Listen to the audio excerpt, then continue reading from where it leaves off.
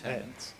And like Deputy Gannon before me, as appropriate, I would like to thank very much the good people of Dublin Rathdown for electing me to this chamber. It is an absolute honour, which I'm immensely aware of and humbled by, and I hope to, as long as I'm here, to serve them to the best of my capabilities. And I'm absolutely delighted to make my first contribution on this key issue of reflections on the most recent European Council meeting. The European Union and everything that goes with it is something that I've been truly passionate about my entire adult life, and it's what drove me into working in politics and indeed seeking political office for the Fine Gael party many years ago. And the outcome of this European Council meeting, or three of the key outcomes, I think sum up a lot of the challenges that the European Union face over the coming years, both in the short and medium term, but equally in the long term. In the short term, the real challenge facing the European Union, but particularly Ireland as a member state within the European Union, is of course the ongoing Brexit negotiations. And it would be remiss of me not to pay absolute credit to the Taoiseach Taoiseach and Minister McEntee for the work they've done with deputies opposite and throughout this chamber, but most importantly with their partners in the European Union over the last number of years to garner that level of solidarity with colleagues in relation to the very serious crises that Brexit creates, or potentially could create, for this island and this jurisdiction. But going forward into the negotiations that have begun between Michel Barnier and David Frost, so much more is presenting itself. And I welcome the comments, the pretty colloquial comments of Commissioner Hogan this morning when he likened the initial exchanges of negotiations with that between that bit of argy-bargy in a pre-match tunnel.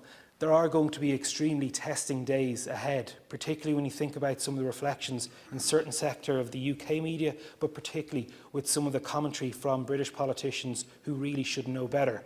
However, I do firmly believe that an agreement can be reached between the European Union and the United Kingdom that will allow for the least worst Brexit, because ultimately there is no such thing as a good Brexit for this country and for the European Union as a whole, but equally there's no such thing as a good Brexit for the United Kingdom.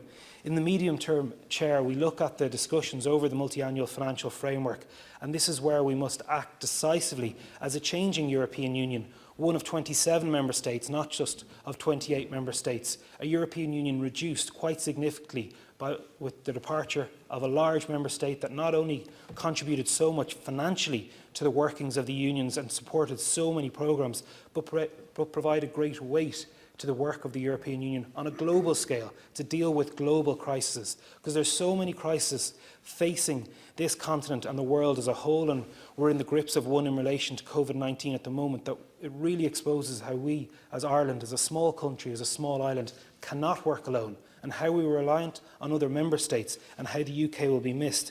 But when dealing with the challenges that the new financial framework present, they are great and they are very, very different than, I suppose, the challenges that the early EEC faced back in the 60s and 70s when Ireland joined as a member, and indeed as it changed over the 80s and 90s. A number of deputies opposite have remarked about their concern in the increase of military spending or indeed defence or research spending, but I think we need to acknowledge that things are changing. The militarisation of the world, or the threats that are faced by this country and our partners in the EU, are no longer about troops on the ground, but it is about the cyber threat. It is about the threat of influencing across social media and online platforms and playing a very dangerous role within the functioning of democracy throughout this country and throughout the European Union. And we need to look really scientifically at the European budget. There is a hole, there is a gap to be filled.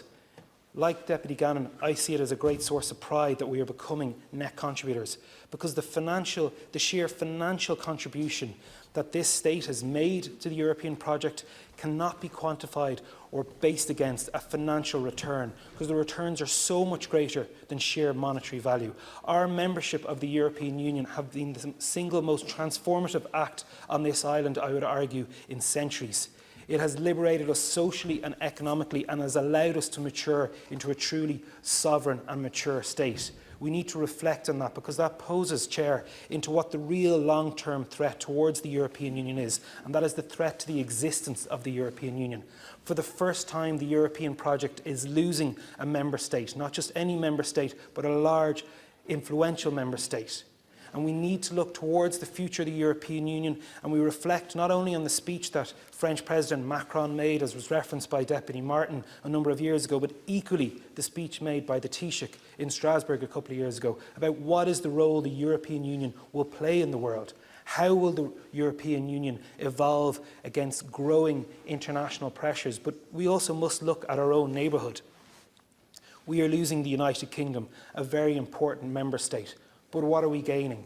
No new member state has joined the EU since Croatia in 2013. We have to acknowledge and accept that there are member states, applicant member states, accession countries who have been standing on the periphery of this union perhaps for far too long.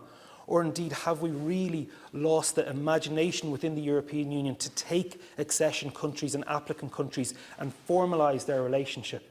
A lot of people have referred to the actions in Turkey at the moment and the worrying threat to democracy sometimes posed by President Erdogan. But we have to ask, are we in the EU responsible for that? How long did we string Turkey along with promises of potential accession to the EU without providing the social and material returns for the whatever reforms they might have put in place? And we look particularly, Chairman, at the Western Balkans and the former Yugoslavia, and look at those member states who have been looking towards the European Union as a light, as a potential in the future for so long. How are we to treat them? During this Croatian presidency of the European Council, are we going to be proactive? Because not only is that the short-term challenge of dealing with our neighbours, but that is the long-term challenge.